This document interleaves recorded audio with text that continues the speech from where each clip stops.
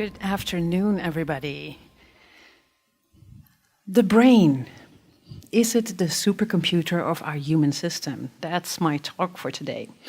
Let me start by introducing myself. My name is Ivon Reveco. I work for Luminis section Amsterdam as an Agile coach and project manager. Actually, when you look at my history, I started as a civic engineer. This means that I've always done projects in multidisciplinary teams and got me interested in team development. How can we work together in a pleasant way? And naturally, I came to self-development. I had this conviction that development in general should be something fun, easy, and it put me on the path of finding technology, finding something that I could put my passion in. And I became a brain trainer. Brain training brought me the possibility to bring both of my hemispheres, the analytical part and the holistic part, together in my profession. And what I'm going to do in this hour, or try to do, is take you with me into what I have learned the past decade or two. So before we start, let's start with a little bit of a knowledge check, because actually the brain, neuroscience, relatively new, and there are a lot of urban legends. So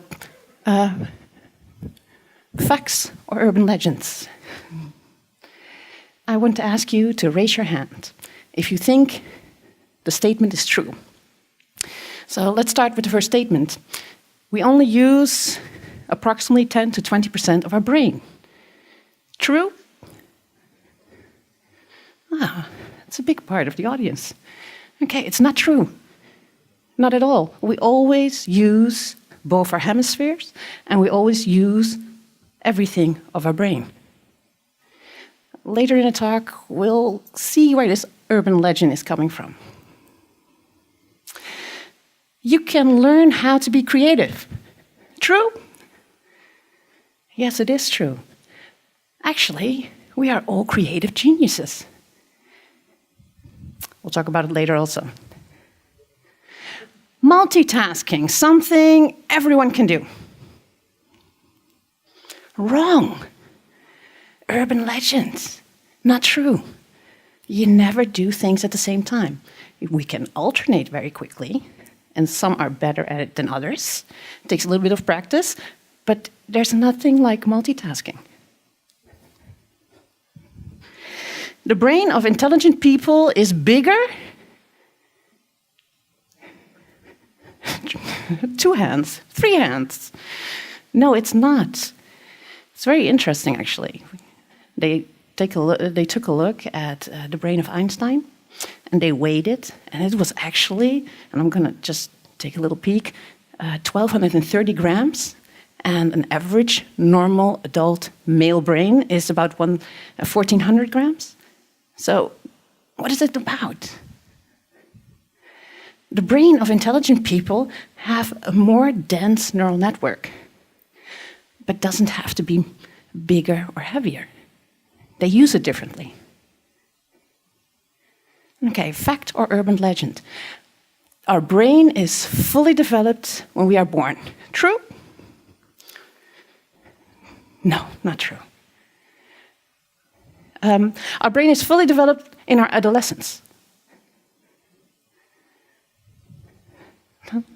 Our brain is fully developed when we are 25. A little bit more. Our brain is developed when we're about 30. 35? 40? Actually, our brain is constantly growing, way past our 30s. And around our 40th years, our brain starts to settle. There are certain parts of our brain that keep developing. When we get older, the capacity to learn diminishes. True? Also not true. There have been really interesting researches. We now know about neuroplasticity, we now have new technologies, new ways of looking at things, and actually they did a research and they took a group of elderly ladies. Same age, same life circumstances, everything. One group of the elderly ladies was in an elderly home. The other group was a group of nuns. And what they saw is that these group of nuns were really active. They were very social in interaction. And, well, the ladies in the elderly home, they were kind of like diminished in activities. So they started to ask themselves the question, like, okay, what's going on here? And they started looking at the physical part of the brain. They put them in a scan, and they started looking. And they expected the elder to see a difference in the physical part. But actually, both test groups had the same degeneration. Luckily, now we have new technologies, MRI, CAT scans. We can look at the electromagnetic fields, we can look at the brain activity, we can look at a lot of things in a different way. And what we saw when they put them in these scans, that the activity of the nuns, the brain activity, actually went into different parts of the brain, into the spider web. The activity of the brain of the elderly ladies in the elderly home was almost none. And the conclusion of this research was that what you don't use, you lose. We are able to learn up to, well, actually our whole lives. It depends on how you train yourself. At the end of the presentation, I have some researches. You can take pictures and check it out yourself. And if I would be correct, I would say the research that we have done up till now shows that, because we're still discovering. There is still not one common denominator or one, how do you call it?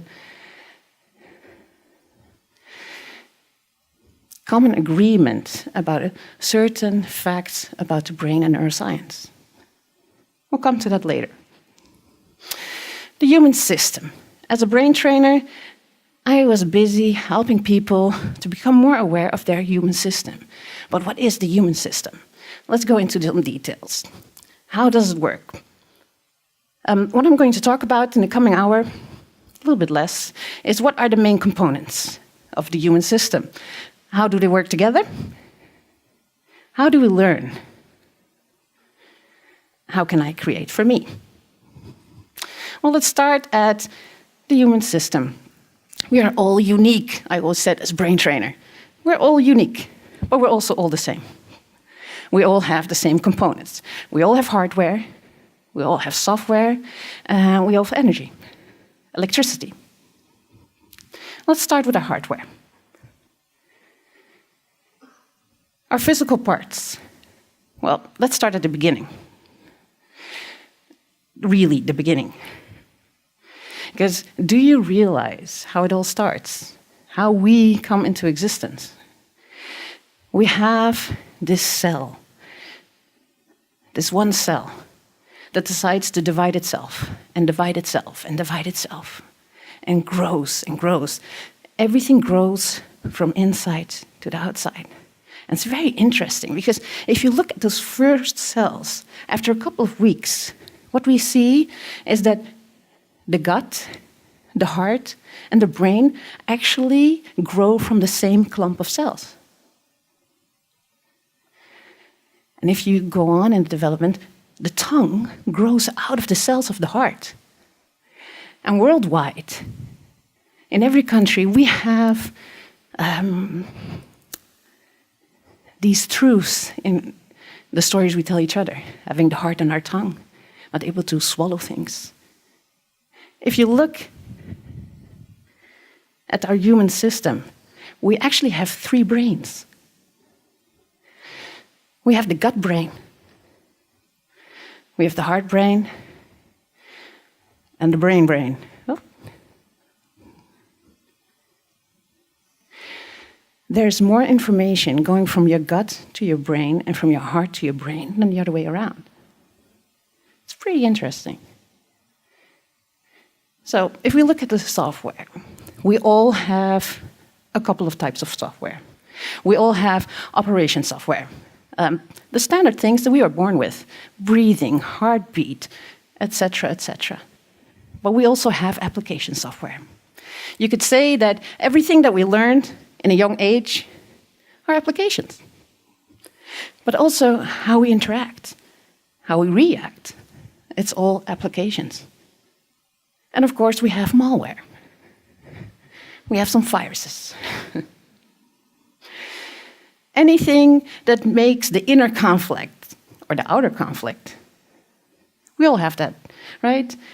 We all know those behaviors like, yeah, I don't know why I do it, but it just kind of happens. Or, oh, we all know John, he's like that. Always when I hear these kinds of remarks, I know like, okay, software. Probably some malware, but we all accept it. Energy, another part. As a brain trainer, I used to look at the brain waves, the electric waves of the brain. And there's actually kind of a buildup. You already have all the brain waves there when you get born, but certain brain waves are dominant.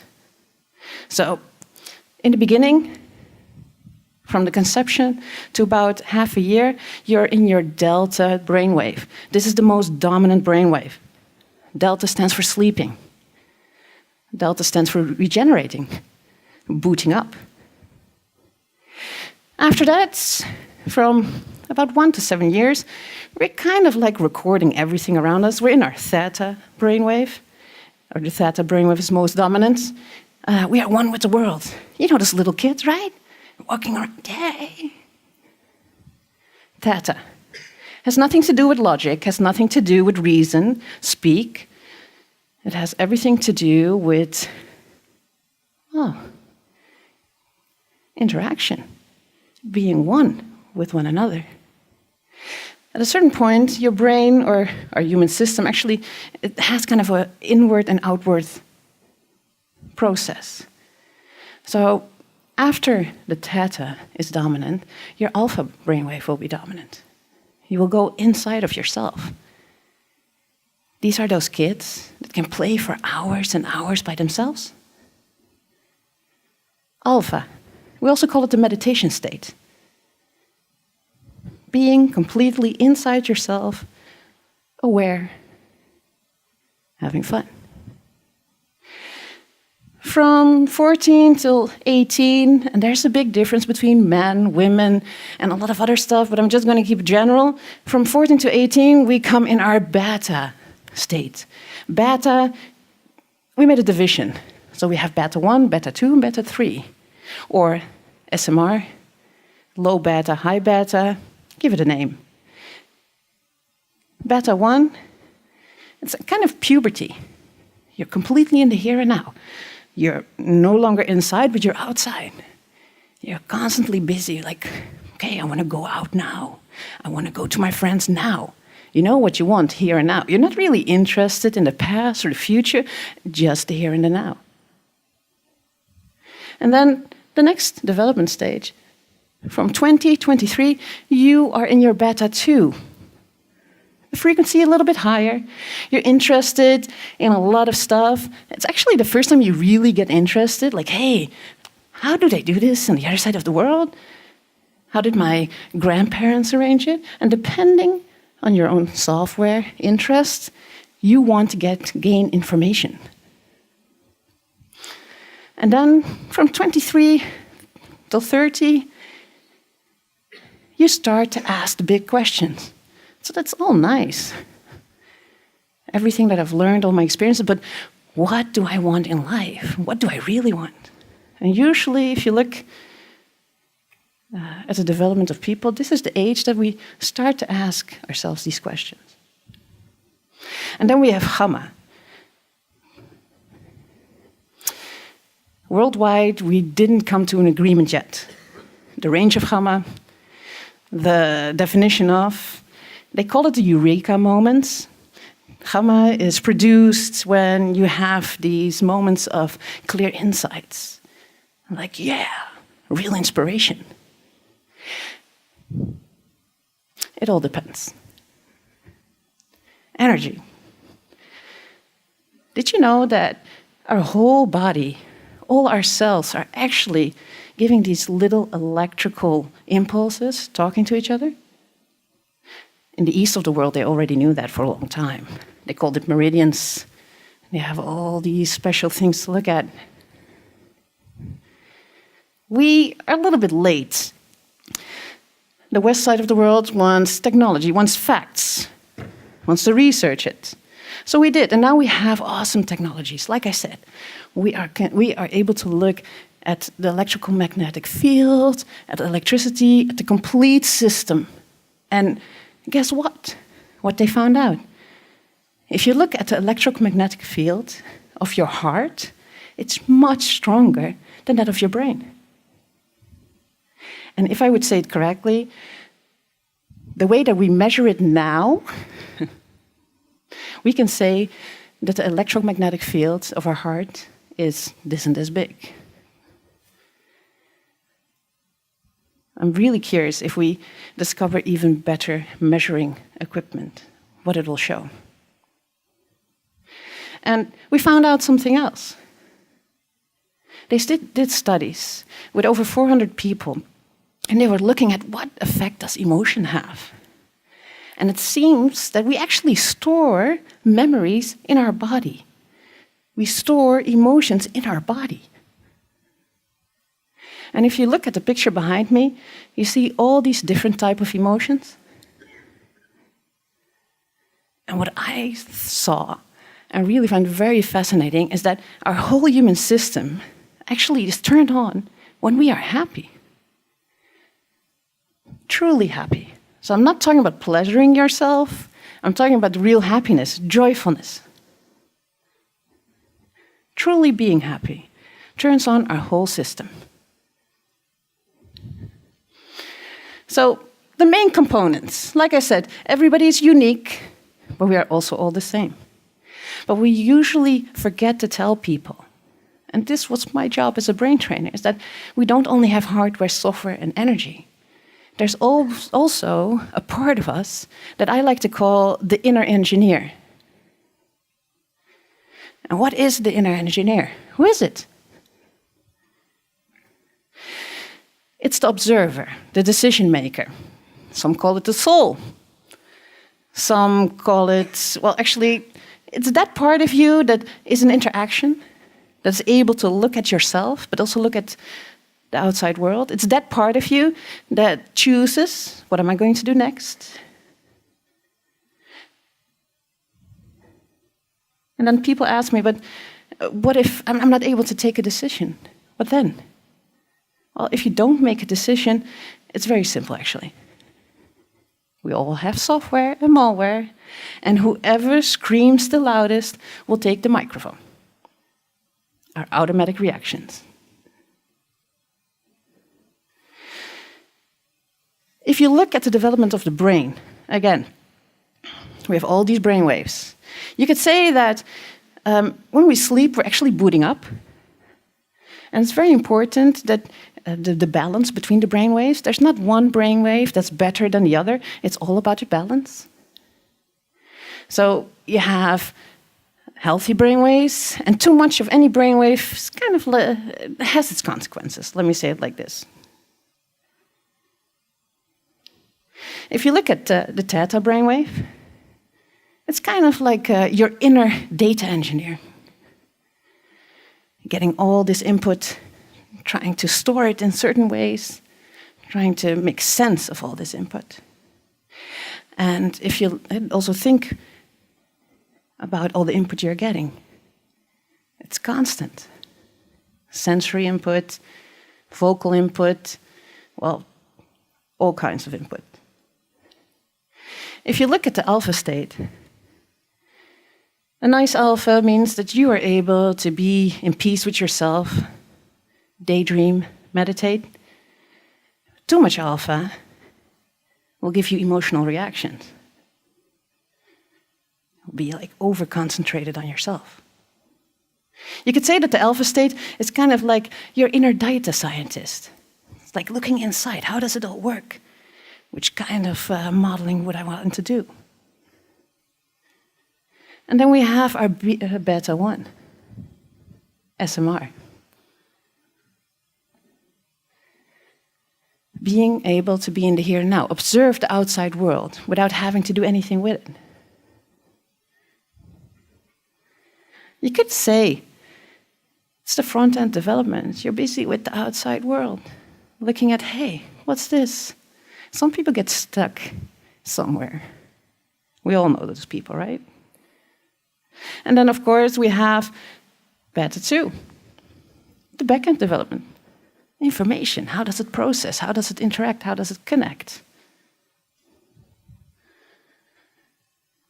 And if we look at the high beta, you could say you're kind of like the full stack developer. Like, hey, how does it all interact? What do I want with it? How will I connect everything to each other? And it's my conviction that we are all supposed to become our own architects. We are the creators of our own reality. We are the creators of ourselves, actually. But how does that work? So, the main components: hardware, software, energy, inner engineer, and of course you can look at it in a lot of different ways, but this is my point of view. So how does it work? Well, what is the goal of our system? How do the components interact? And also, how do I guide myself? How do we learn? And of course, I want to talk about the Agile approach. But let's start with the first question. What's the goal of our human system? Survival is a part of it. Actually, it's survival and creation. Depends on your own point of view, of course. But I believe that we were all here to create something awesome. It doesn't mean that we all have to be copies of each other. We all have a component. Our system is on or off. Do you realize what that means? We're growing or surviving. You ever had the experience that you looked in the mirror and you thought, oh, damn, I look old? This means you've been in a survival mode for a longer time. The opposite is also true. You ever looked in the mirror and thought, like, ooh, looking good? It usually happens when we're in love. Because we've been in a grow mode for a longer period of time.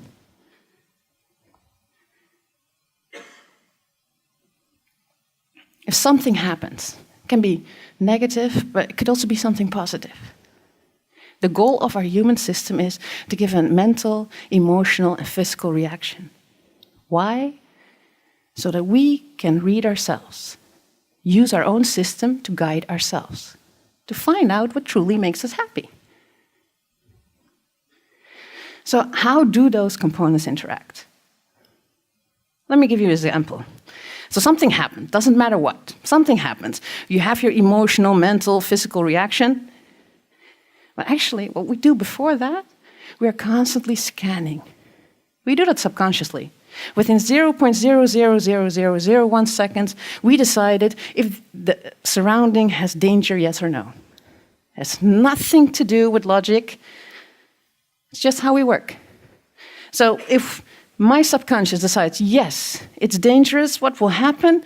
The information will go to that part of the brain that is responsible for survival, for the fight, flight, freeze, food, fornication reaction. It will make me go, or in the top of the pyramid, and I'm allowed to lie, steal, cheat, whatever is necessary for my survival. Or it could bring me on the bottom of the pyramid. And I would be like, who do I need to please? What do I need to do? Of course, both are temporary. Because if we take time to let all the reaction emotions pass, we will realize, like, no, we're part of a community. We're part of a system, a network. We're all equal, but with different qualities, different responsibilities. If we decide within that 0.0001 second that no, everything is safe, our information goes to the cortex. And the cortex is there to grow. We will have an opinion. We will have the mental, physical, emotional reaction. But what happens, and this is where the urban legend comes from, we perceive 100% it's safe, 90% is filtered, not interested.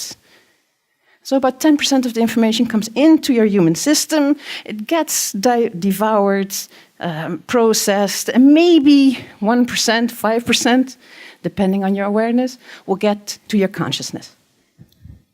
And what happens? We see something happen, we have that mental, physical, emotional reaction, depending on how you trained yourself, how your parents trained you, your country. You will have a like or dislike. You will get a narrative. I would never do that. That's stupid. Look at that person. Why did he do that? And usually it stops there. Judgment.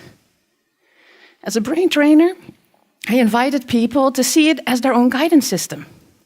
So you would never do that. So what would you want to do? It's you telling yourself what you want. And this is the clue. Finding out what you truly want. And why is this important? Well, to guide yourself, you need to look at your own reactions.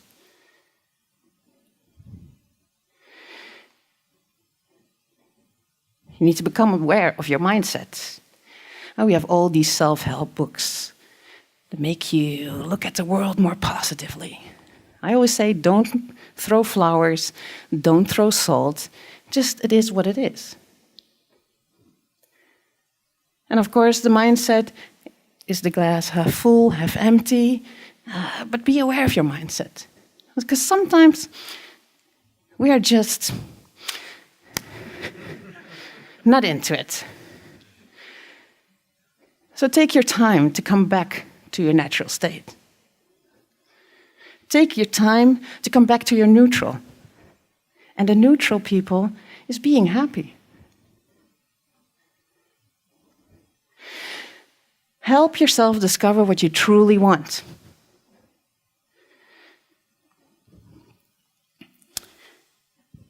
But how do we do that?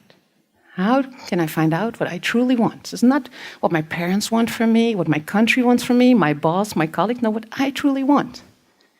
I'll come back to that. Because first we need to get more information about how do we learn. Because also here it's about what do I want, not the others, what do I want? Well, this is kind of tricky. So let's take an example. A child wants to learn how to walk. It's a truly intrinsic motivation. A child will have an experience, get up and fall, for instance. You will have the mental, emotional, and physical reaction. A child will not stand up, fall, and decide, okay, you know what, I failed, forget it. No, it will keep having an experience and taking its lessons, adjusting its strategy, another experience, and more lessons. Until it finds its own way and starts practicing. Usually they become like the penguin or Frankensteins, and at a certain point they'll be running, and then you want something new. You could say you have a test, a lesson, a test, a lesson, a test, a lesson, etc., until you find your own way. This is the natural way of learning. Worldwide, we turn it around. In school, we taught ourselves in a crucial moment in our life. We teach ourselves the pattern to first have the lesson, prepare very, very, very well, and then have the experience. And if you don't pass with at least an 80, you will not be as good as your brother. Or you will not get that, whatever. So we all have some kind of pattern there, some kind of malware. And this is actually why I really like Agile working and became an Agile coach. Because Agile working turns it around again. The Agile approach, for me, Agile is a mindset. I'm not talking about Scrum, by the way. I'm talking about the Agile mindset. For me, Agile working is about trust. Trusting each other. Trusting that we will come at an awesome result. It's about transparency, clear goals. Remember, you have to know what you want. It's about multidisciplinary, self-organizing teams. It's about, I don't have to be perfect in everything. Everybody is part of the ecosystem, and we are together going to do this. It's about rapid experimenting. Test, lesson, test, lesson.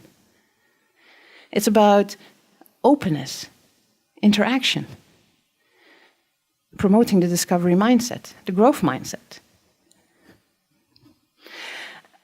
For me, if it's done correctly, the Agile, and it doesn't matter which framework you use, it's about having fun in the process, following a purpose. So, how can I create for me? How do we create, actually?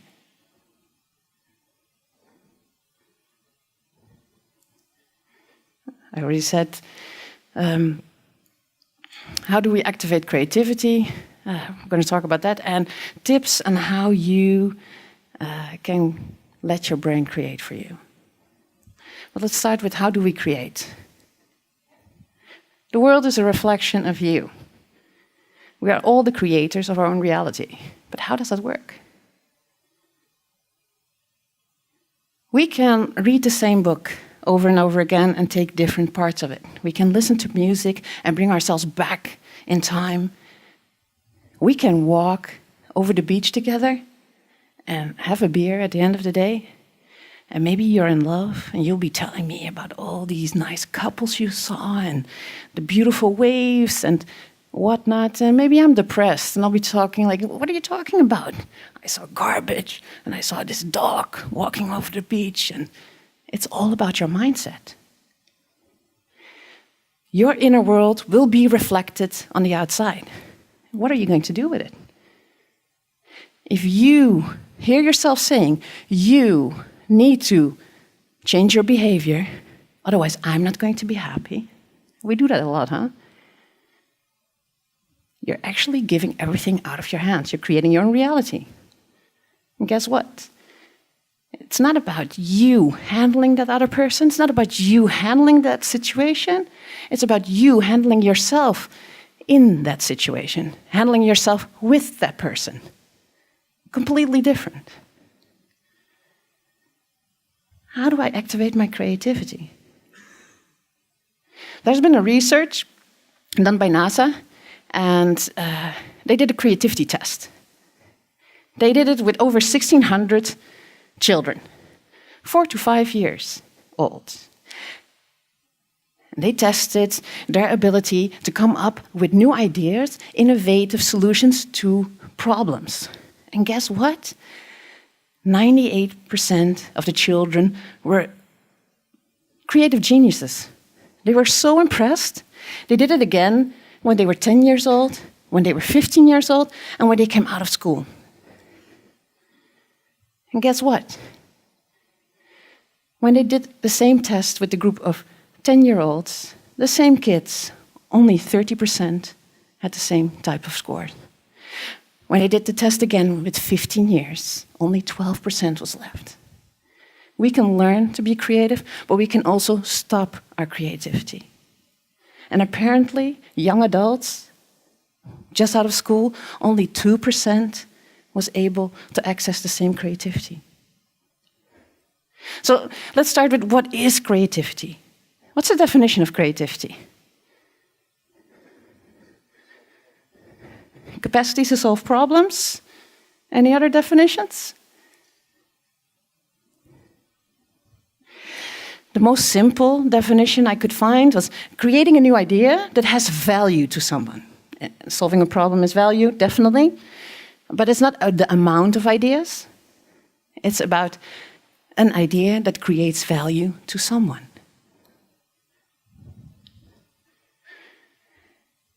So, how do you activate your creativity?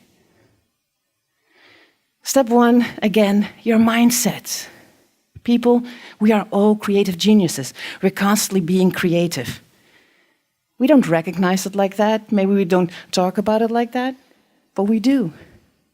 And maybe we learned ourselves during school periods that we are to lessen our creativity, but it's still there. So it's possible. Anything is possible. It's important to gain more experiences, because actually, if you ask somebody to come up with a new idea, a solution, the first thing your brain will do is look into memory. And you will come up with a lot of memories. And this is not a bad thing, by the way. It's the brain's capability, it's your capability to connect different neural pathways, to connect different ideas. So gain experience. Do things that get you out of your comfort zone. And you don't have to do it in your own field of expertise. You can do it in anything. You will automatically recharge your creativity. Of course, there are exercises. You can do a lot of stuff. But for me, just gain more experience and make sure you're having fun. Of course, it's also important that you reflect on these activities regularly. Because what's the use of gaining experience if you don't take your lessons? Check your emotional, mental, and physical reaction. What do you want with it? What do I want? Take time. I call it me time. Take time to just relax, take a walk, meditate, daydream, talk to a friend about the problem you're having or the problem you're trying to solve. But take time. Take off the pressure. Enjoy the process. It's never really done. A lot of people want it to be perfect. The school system again. First you have to learn perfect and then you have the test. No. Enjoy the process. Know that it's never done. Make sure that you're not looking for one solution, but keep your options open. The mindset again.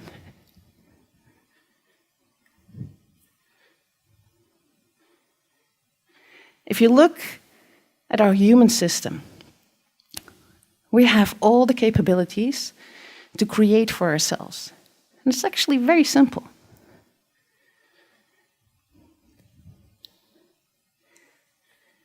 Activate all your inner engineers. Be aware of everything that you see. Smell, hear. Be aware of your mental, emotional, and physical reactions. And ask yourself, what do I want to do with it? Recognize your mindset. Again, we don't have to throw flowers, we don't have to throw salt, but let's observe as it is for you. Sometimes you need a bit of time. Something happens, you get really upset, really angry, and social norms dictate that it's not allowed. Take your time. You know, I'm upset. I'll talk to you about this tomorrow. Take good care of yourself. Act upon your own feedback. Discover what you truly want. Does anybody here know what they truly want? What would you want in life? The big questions. Isn't it strange that we're not able to answer that? Isn't that strange that we don't get this taught in school? Is it not time for us to find it out? Use the Agile approach. Make sure you trust your surroundings. And if you don't, create a surroundings you do trust. Because you need this as a basis. You need this to start discovering. Experiment. Gain experience. Find people that you can work with different qualities. And make something beautiful.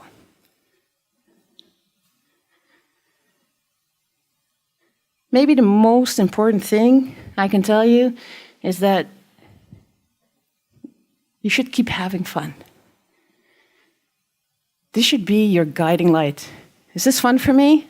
And sometimes we have to do things, right, that are no fun, but the end goal is worth it. Same thing, still fun. Again, if you take anything from my talk, and normally I have like a couple of days to explain about the brain, so I'm really trying to push everything in 1 hour. But remember that, actually, Buddha said it. Happiness should not be the goal, it's the path. If you feel happy, you're on the right path. And the only thing you have to do, one step at a time, you feel if you're on the right path. So, our brain is the supercomputer of the human system. I would say it's a part of the supercomputer of the human system.